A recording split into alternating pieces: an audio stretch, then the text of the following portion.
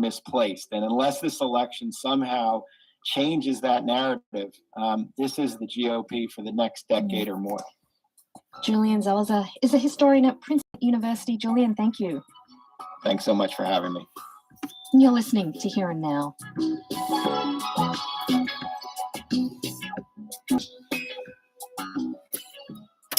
Good morning, good evening, good afternoon, wherever you are, and welcome to Dreamy Dreamland with Sensei Al Bob. I am your sensei, and fall is coming, and I told you some nice stories yesterday.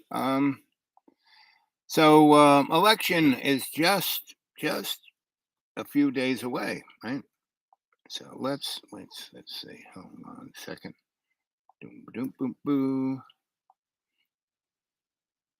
Let's hear what this guy was saying. The central bank clearly wants to be able to be the place where they see the dreaded word stagflation, where where inflation continues to rise, the economy slows down, and then honestly, goods and services just become unaffordable for most people and most economies. Are you looking forward to that, gang? Can't even afford your Cheerios. Let's see. Let's put this up here. On Fish's little table here. Thank you, Fish.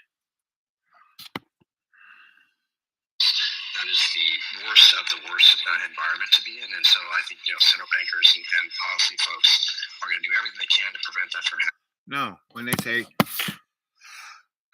we're going to do everything we can to prevent that, well, no, not really. They're going to make sure that happens. We saw that between 1969 and 1980.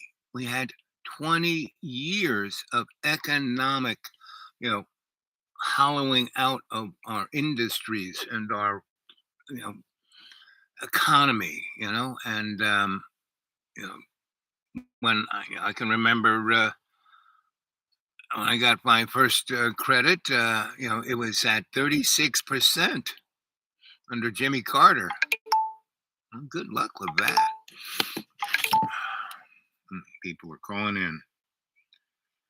Let's see. Let's just go down the blue dot here. Anything other than an international intervention that can stabilize this country. So it's a really tough decision. How about Haiti? Use a dirty bomb that would be explosives that are laced with radioactive material. Kyiv disputes this.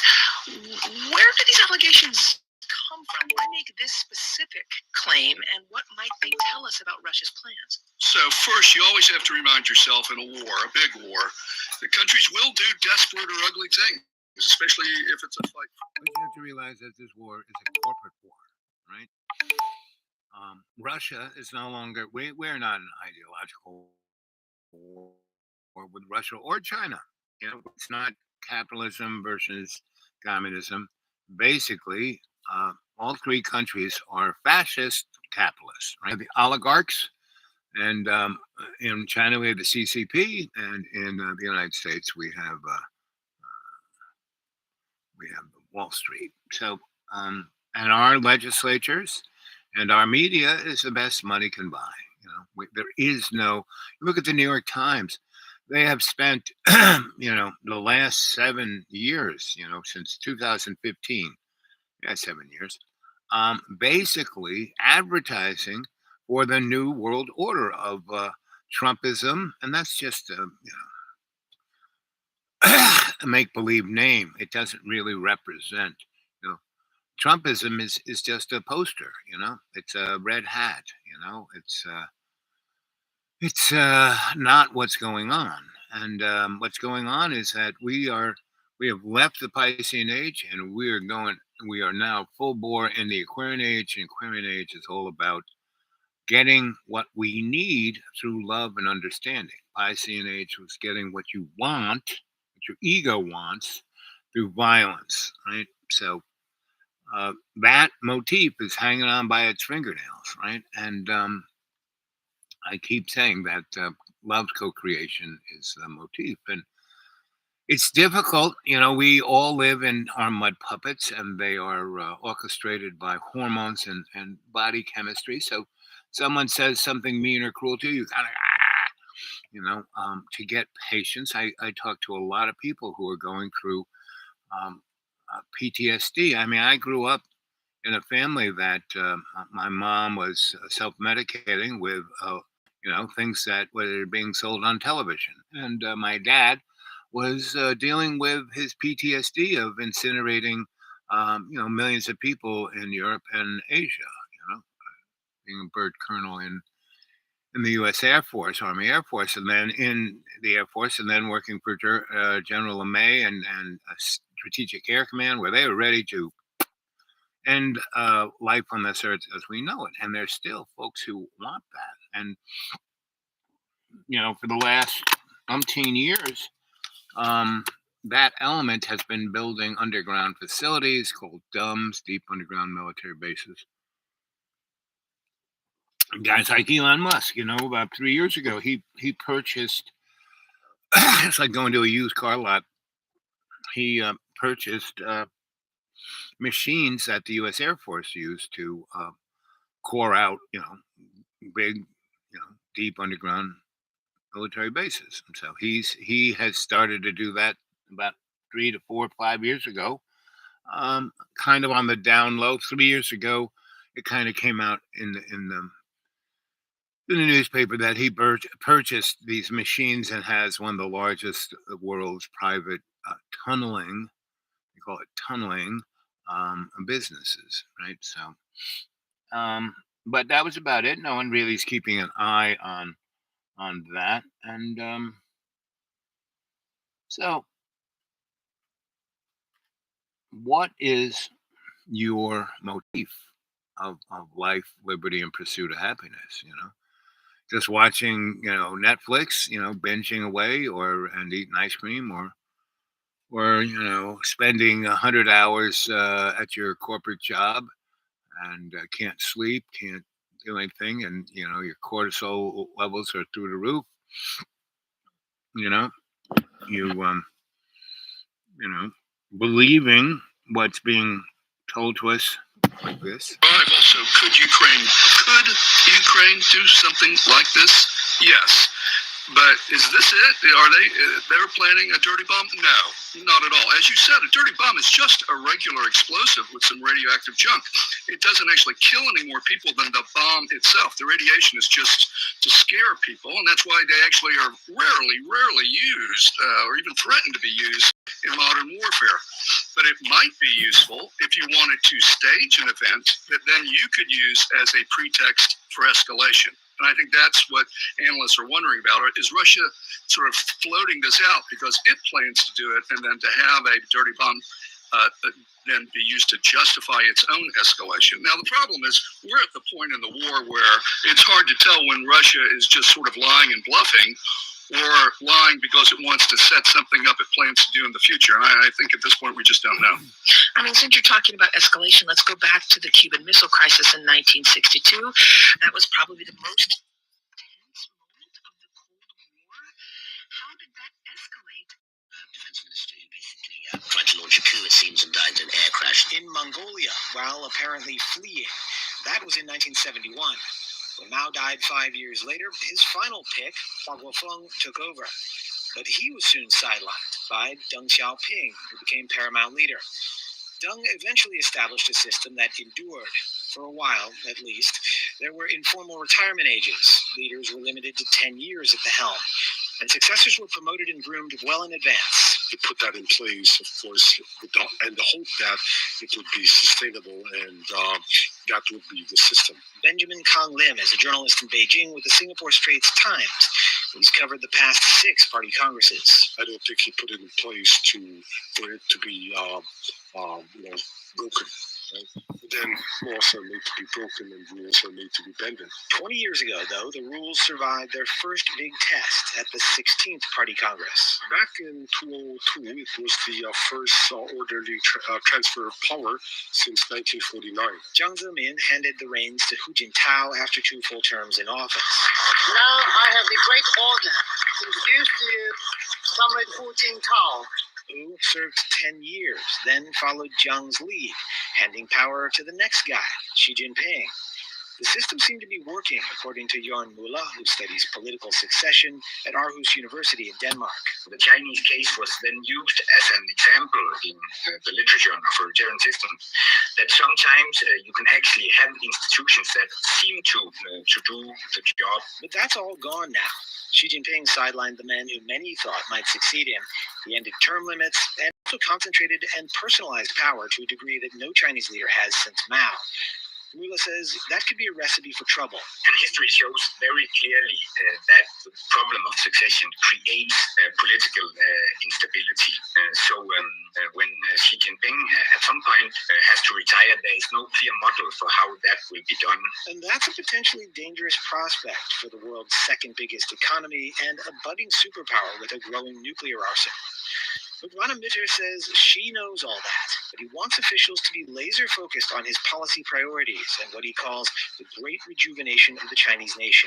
Xi Jinping wants to make it very clear that he's not going anywhere and that people shouldn't spend time speculating about who comes next. He may eventually come up with a new system for succession, but until then, Mitter says Xi doesn't want his power diluted, and he doesn't seem all that worried about the risks. John Ruich, NPR News, Beijing.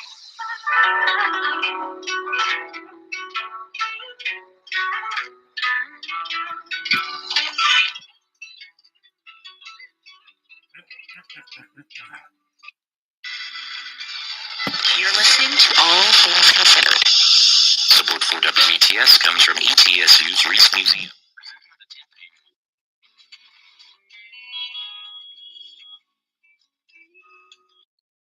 So forth. But if you really look at the story, crazy to think about like growing up on a reservation that we were being taught to celebrate like this very colonial history, that has nothing to do with us and is not even real when it comes down to it. And if you look at how this even happens, it's pretty insane. So I wrote a story for Time Magazine a few years ago that gets shared a lot during the Thanksgiving time that just really explores how this curriculum around forcing people to believe like this and uplift this colonial history of the United States, that just is so dismissive of the intense violence that happened against Indigenous peoples. And I just really feel like we need to drop that narrative completely when it comes to pilgrims and natives coming together and celebrating, because it really has nothing to do with that at all. And we should really just focus, this time to be together and to be thankful for each other and, to celebrate with food. And why not celebrate with Indigenous food anyways, So I just really believe that, we could do a lot better. And we should get far away from a lot of these plays of Indigenous and colonizers coming together and having a wonderful dinner, because it just never really happened. It's just, it's almost insulting to be so dismissive of the genocide that happens throughout that time period, and the amount of death that happens, and the amount of displacement, and just racism that happens against us as Indigenous peoples. Well, Sean Sherman, thanks so much for being here today. Thank you so much for having me. I really appreciate it. Sean Sherman spoke with Fresh Air producer Sam Brigger. Coming up, Maureen Corrigan reviews The Year of the Poppy, the new book from Alexandra Horowitz, author of the bestseller Inside of It. It's out there and harvesting like a choke cherry, sweet, and some blackberry. Things Considered from NPR News. I'm Mary Denise Kelly. And I'm Chang. Back in the summer of 2020, racial justice protests were unfolding all across the country.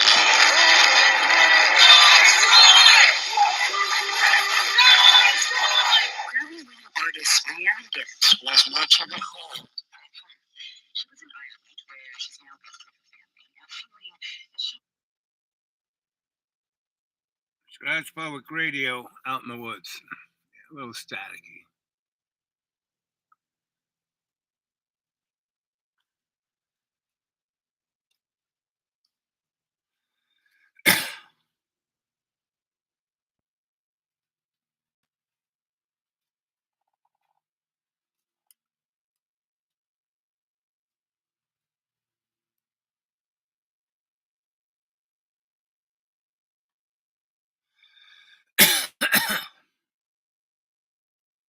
Anybody there?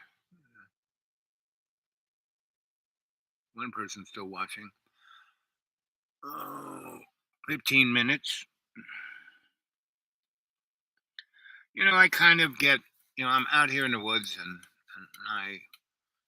I'm always meditating. I'm thoughtful and I go into town or into one of the towns and I see how poor people are they're just so confused. And I can be emotionally tugged one way or the other, and I can become emotionally confused. And so that's the issue at hand, Um,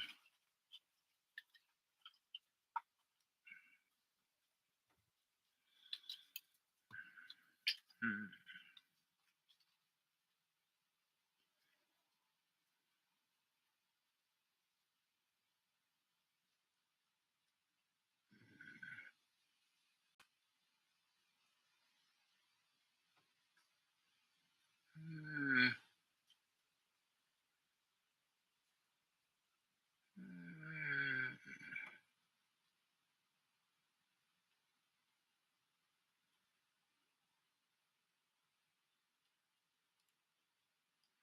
Hmm.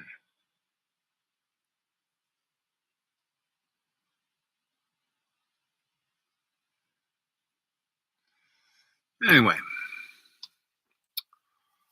good morning, good evening, good afternoon, and welcome to Dreamy Dreamland with Sensei Bob.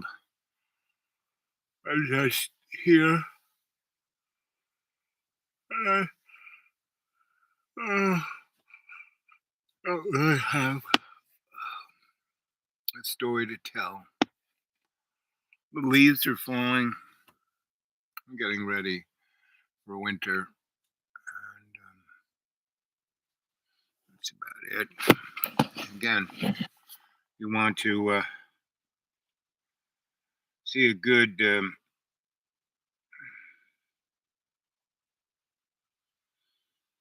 guided meditation, go to my channel, Dreamy Dreamland with Sensei Bob, and go look up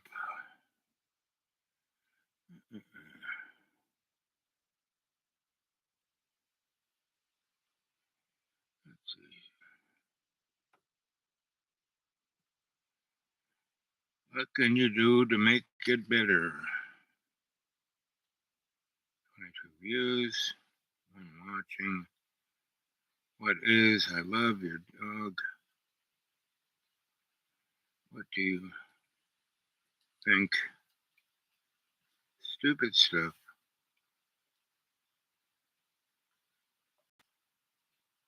Where do we go home? Here from.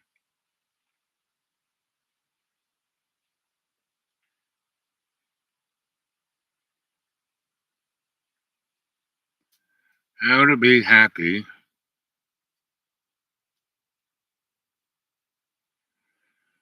Well, I guess look up my John Broome Street, Una Bear Gallery, and Una was born, and her sister North was born, and I was Una's godfather, and so what can you do to make it better? What is art? I love you, dog. What do you think? Stupid stuff. Where to go from here? How to be happy. Oh, yes. How to be happy. Is it possible in this world? That's a good streaming. Right? So I don't know what to talk about. So why don't I call one of our character actors.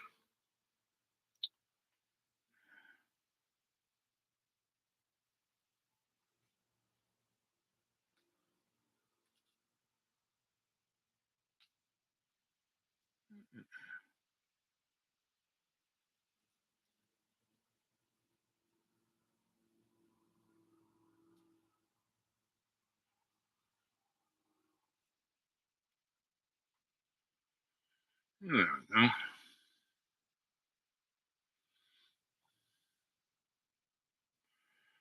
Okay, let's see.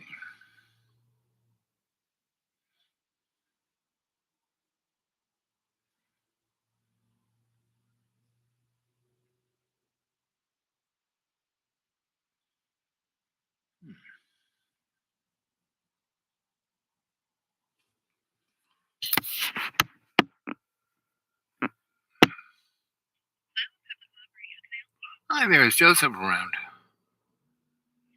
Joseph. His buddy Al. Thank you. Do.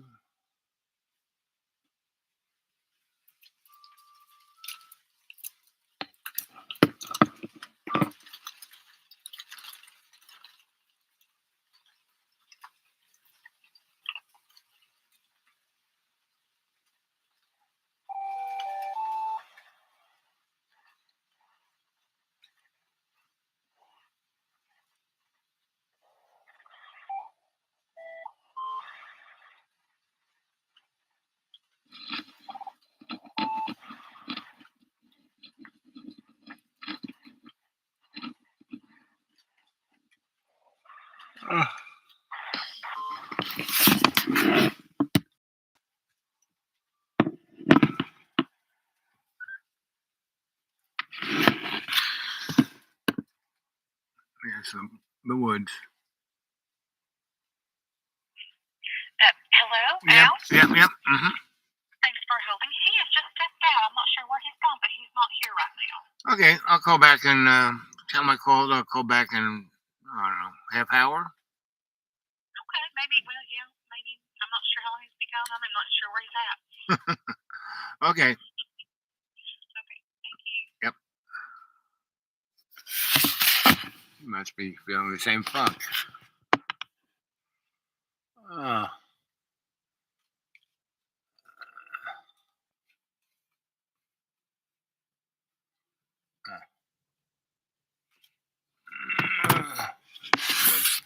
Who's speaking up here?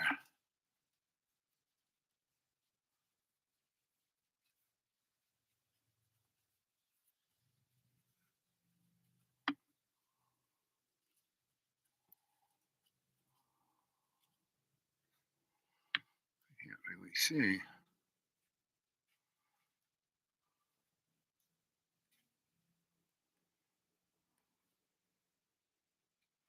Mm.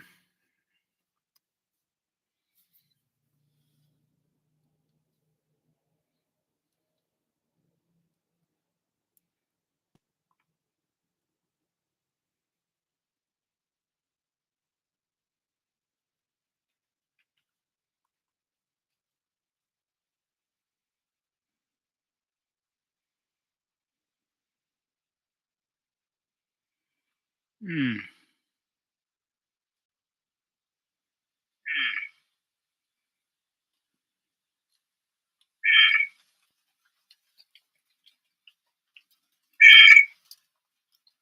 Mm-hmm. Mm-hmm.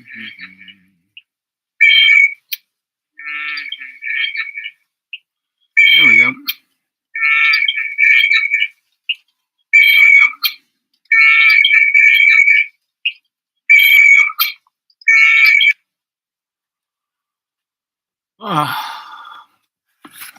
So these next it's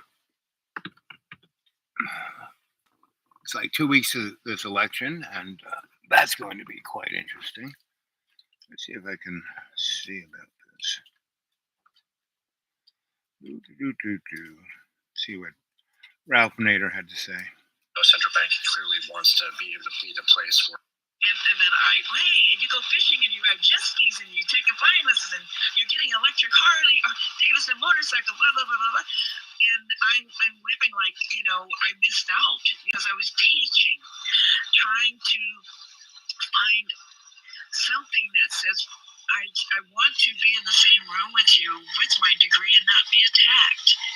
And I get that. How do we get that?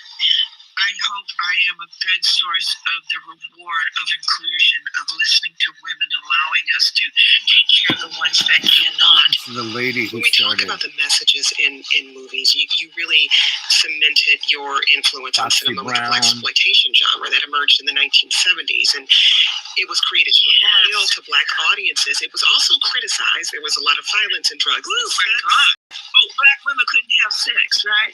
And when I walked in a man's shoes, all of a sudden, no, holy moly, she's going there fighting and doing the work for us. Well, yeah, you weren't there, so I had to defend myself. But it wasn't called blaxploitation until I stepped in a man's shoes. And then they thought I was going to do coffee 1, 2, and 3. And so I said, no, I've already done my coffee. I'm looking to do Mary Fields, the first stage show driver for the mail route in Montana. On Ebony magazine, written, by Gary Cooper. He saw her. Here's her story, and here's why. And there's other characters. I just, if you're ready to see women on film, and you come and support it, then yeah, great. But don't hide the community's ills under the rug like men did. And got Paola, the mayors, and the politicians and the police, and swept it under, and we were victims.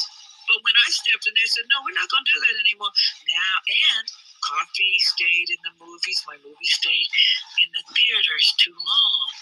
And the James Bond film was knocked out of first place by coffee. And the owner, Jack Silverman, said, Tammy, you're going to create a lot of enemies because your films stay in the theaters a lot longer than some of our white films, and that's a lot of popcorn. And I said, is that a good thing? He said, oh, yeah. Yeah. He says, you are establishing an audience. So on one hand, what I'm hearing you say is that you're proud of the fact that you brought these characters to the screen that were strong and empowered and fought back. But then there was also a business side of this, where these films brought Black audiences into theaters.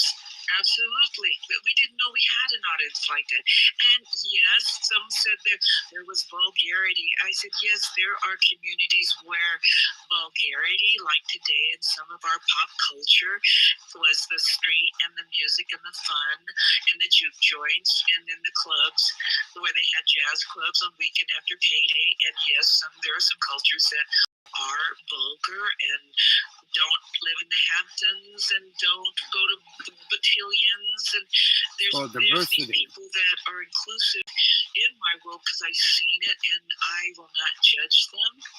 We do not curse in front of our elders, but there's other cultures where it is okay, and I'm not there to judge them. I'll put them in the films, their clothing, their music, their energy, their attitude, and maybe it's not accepted in certain circles, Black circles, educated circles, academic and political circles, but these are people who still know right from wrong. And it's not up to me to say, what you say is not cool. Pam, you talked about some of those early childhood experiences you had that were traumatic, and many, if not all, of the blaxploitation films you were in were directed by men. Was there ever a scene or a movie when you felt pushed the boundaries of empowerment into something else, something not positive? No, there was never. I think I surprised them when they were more confident than they were. They didn't think I could street fight. They didn't think that I could handle a hunting rifle or pistols from my upbringing. They didn't think I could swim. I was a scuba diver. I had a wetsuit. I loved the ocean, the sea. I had a lot of experiences. So I exceeded their expectations, and there was nothing that was inappropriate.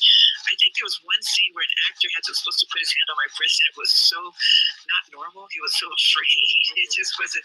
I said, have you had a girlfriend? Have you ever touched your breast? He said, yeah, but not with all these people watching. I said, oh, okay, so do we need to turn out the lights? Is that what you're saying? And so it was, I actually on set felt safer. In the 1990s, director Quentin Tarantino wrote the film Jackie Brown for You, and it wasn't just a commercial hit, it's also a fan favorite. My name is Maddie, and I'm from from Durham, North Carolina. My favorite Pam Grier role is the Quentin Tarantino movie Pam Jackie Grier. Brown. I love her in everything. She's a main character who's a middle-aged Black woman, and that's significant for any Hollywood movie. But what makes it really important to me is that she's so beautiful and cool and amazing in that movie, and especially for a role focused on a middle-aged Black woman. I feel like Hollywood has so much beef with women over the age of 40, and she in this role just shows that you can be in your 40s and 50s and still be so sexy, run the show, and that's great. Wow, I guess. So that's a Black woman who basically did a cultural, social, unbelievable dynamic thing, right? So I'd love it if you could get a hold of me at the Dude Awake 42 at Gmail and get a hold of my PayPal and put something in it. And when they ask Dude 42 at Gmail, kind of, got nothing to say.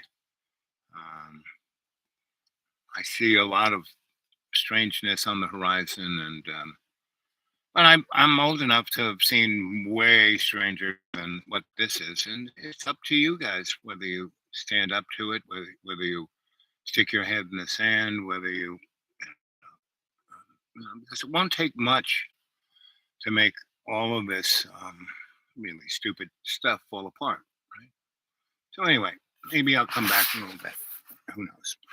Okay. Oops, wrong button.